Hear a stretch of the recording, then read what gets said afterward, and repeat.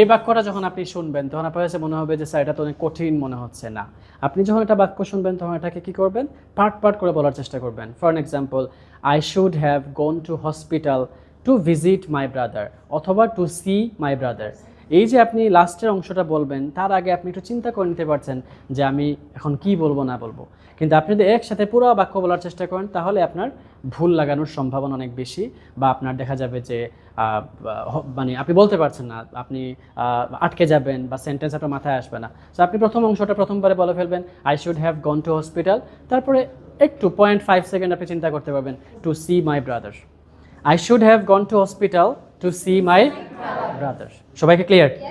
বলেন, আমার গতকাল টাইমস আইটিতে যাওয়া উচিত ছিল। I should have gone to Times IT yesterday. আমার লেখা উচিত ছিল। I should have written.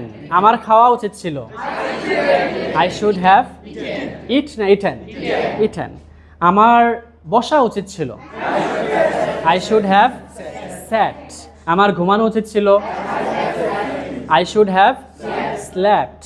আমার চালানো উচিত ছিল। I should have driven. Driven. আমার একটি গাড়ি চালানো উচিত ছিল। I should have driven a car. আমার দান করা উচিত ছিল।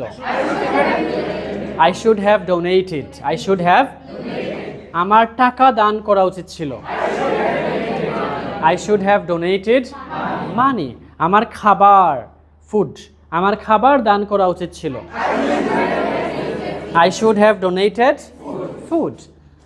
তোমার কি খাবার দান করা উচিত ছিল? Should you have donated food? আমার গতকাল ঢাকা যাওয়া উচিত ছিল আমার বাবার সাথে।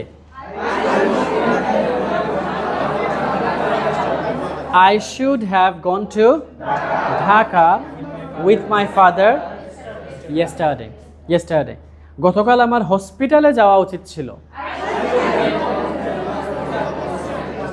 আচ্ছা, গতকাল আমার হসপিটালে যাওয়া উচিত ছিল আমার ভাইকে দেখতে।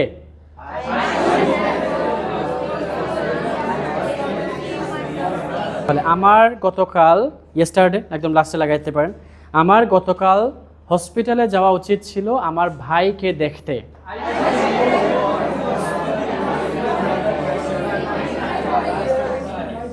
সবাই কি clear? Are you clear? Practice করবেন সবাই ইনশাআল্লাহ।